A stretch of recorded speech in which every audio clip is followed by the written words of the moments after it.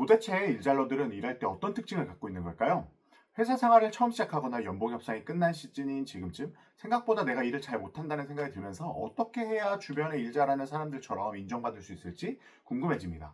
그래서 저는 주변에 일 잘하는 사람들을 유심히 관찰하기 시작했는데요. 지금부터 알려드릴 내용들은 제가 3번의 이직을 성공적으로 해낼 수 있게 해준, 그리고 제 직장 생활을 지탱하는 가장 강력한 원칙들입니다. 오늘 영상에서는 일 잘하고 싶은 분들 99%가 놓치고 있는 간단하지만 정말 강력한 일 잘하는 사람들의 특징 18가지를 모두 알려드리겠습니다. 이것들을 한번 해보고 나면 여러분들이 주변 사람들에게 인정받고 있다는 걸 확실히 바로 느끼실 수 있게 될 거예요. 사실 이런 일을 잘하는 방법에 대한 거는 저만의 고민이 아니었습니다. 일 잘하는 방법들을 다룬 다른 분들의 영상을 찾아봤는데요. 마케터 숙님이나 무빙워터님들의 영상을 찾아봤어요.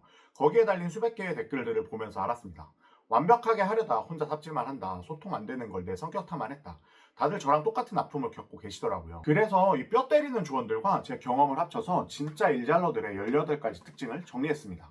크게 태도, 속도, 소통 3가지로 나뉩니다. 가장 먼저 모든 일에 흔들리지 않는 토대가 되는 태도와 기본기 6가지입니다.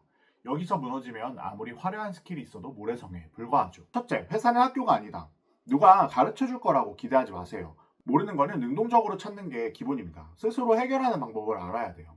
둘째, 진짜 고객과 목적을 정의해야 합니다. 급하다고 엑셀만 바로 먼저 키지 마세요. 이 결과물을 받을 사람이 원하는 게 뭔지 먼저 생각해보고 기획서를 한번 작성해보고 맞춤 메모로 고민하는 게 먼저입니다. 셋째, 실질적인 의사결정자, 키맨을 파악해야 됩니다. 누가 진짜 결정을 내리는지를 파악해야지 쓸데없는 데다가 힘을 낭비하지 않게 됩니다.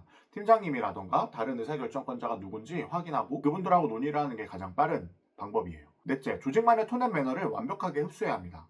보고 스타일이라던가 메일 양식, 그리고 조직의 문화에는 눈치껏 스며들어야 돼요. 잘 모르겠다면 선배들한테 먼저 보고서 같은 것들을 받아보고 그 보고서의 양식의 톤 앤 매너 같은 것들을 확인할 수 있게 될 거예요. 다섯째, 건강한 멘탈 거리두기. 회사의 내 삶을 100% 동기화하지 마세요. 적당한 거리감이 롱런하는 무기입니다. 여섯째, 강력한 퇴근 일정 세우기. 집중력을 폭발시키고 싶으시다면 퇴근 후 무조건 지켜야 할 약속을 하나 잡으세요. 그리고 퇴근 후에 그걸 하기 위해서 퇴근 전에 모든 일을 끝내기 위해 노력하는 거죠. 두 번째 파트는 남들보다 압도적으로 앞서가는 실행과 속도 6가지입니다. 다시 처음 지분으로 한번 돌아가 보겠습니다. 어떻게 해야 나도 주변에 일 잘하는 사람들처럼 인정받을 수 있을까요? 정답은 저만의 완벽주의와 비효율적인 방식에서 벗어나야 된다는 겁니다. 저는 예전에 100%를 만들려다가 기한을 넘기거나 또는 안 풀리는 일을 혼자 붙들고 있다가 혼나고는 했었어요. 하지만 진짜 일절러들의 속도전은 아예 다른데요. 7번째, 완벽주의를 버린 80% 수준에서 먼저 일단 팀장님한테 툭 던지는 거예요. 방향이 틀어지는 걸 빠르게 막을 수 있습니다. 8번째, 수시로 중간 보고하는 거예요. 이게 진짜 중요한데 다 끝날 때까지 혼자 쥐고 있지 마시고 중간중간 계속 공유하면서 과정의 투명함을 만들어야지 신뢰가 만들어지게 됩니다. 그리고 9번째, 언제나 다음번 스텝, 넥스트 스텝을 예측하는 거예요. 이 일이 끝나고 나면은 또는 이 보고를 할 때 상사가 뭘 궁금해할까? 한 발 앞서서 예측하면 그거에 대한 주도권이 생기게 돼요. 10번째, 나의 에너지 프라임타임 알기. 나의 집중력이 가장 높은 시간에 나에게 가장 중요하고 어려운 업무를 하는 거예요. 그리고 그 시간에는 최대한 회의도 피하는 거죠. 11번째, 막힐 땐 성공 모델을 복사하는 거예요. 바퀴를 다시 발명해야 될 필요가 있는 건 아니잖아요. 가장 일 잘하는 동료의 방식을 그대로 벤치마킹 하는 게 가장 빠릅니다. 12번째, 똑같은 질문을 안 하는 메모 습관을 가져야 해요. 모르면 당연히 선배한테 물어봐야 하는데요. 단 한 번 들은 거는 반드시 꼭 적어두도록 하세요. 마지막 3번째 파트는 내 결과물의 가치를 200%로 올릴 수 있는 소통과 어필 6가지입니다. 당연히 나만의 실력이 뒷받침되어야 하지만 그게 다가 아닙니다. 어떤 분들은 이렇게 묻습니다. 내 코가 석자인데 언제 소통 챙기고 과정까지 다 챙겨야 합니까? 하지만 이게 가장 중요하다고 생각해요. 일을 아무리 잘해도 나를 포장하지 못하고 내 일을 포장하지 못하면 그건 버려지게 되는 거예요. 그래서 13번째, 느낌이 아니라 팩트로 보고해야 되는 거예요. 열심히 했습니다 라는 주관적 감상 말고 실제 구체적인 성과로 20% 올랐습니다. 이게 팩트인 거예요. 보고의 언어를 무조건 숫자로 바꾸셔야 합니다. 14번째, 모든 지시는 기록으로 남기는 거예요. 말은 언제나 흔적 없이 날아가기 때문에 구두협의나 말로 논의했었던 내용들은 반드시 메신저라던가 또는 이메일 또는 회의록으로 남겨놓으셔야 해요. 요새는 녹음만 하고 나면은 해당 내용들을 요약도 잘 해주니까요. 그걸 활용해 주셔도 좋을 것 같아요. 15번째, 적극적인 나의 성취를 어필하셔야 합니다. 조용히 일만 한다고 해서 절대 알아주진 않아요.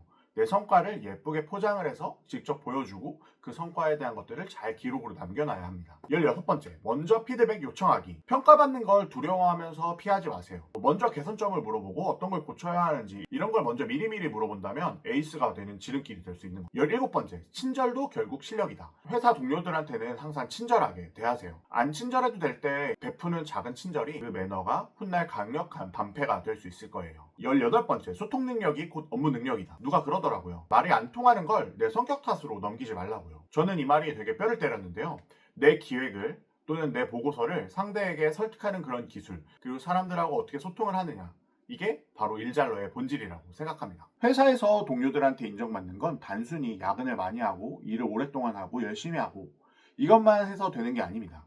저 사람한테 일을 믿고 맡길 수 있는 건지, 그게 바로 문제인 거예요. 소통은 단호하고 명확하게 하고 나의 결과는 오직 수치랑 팩트로 증명하는 거예요.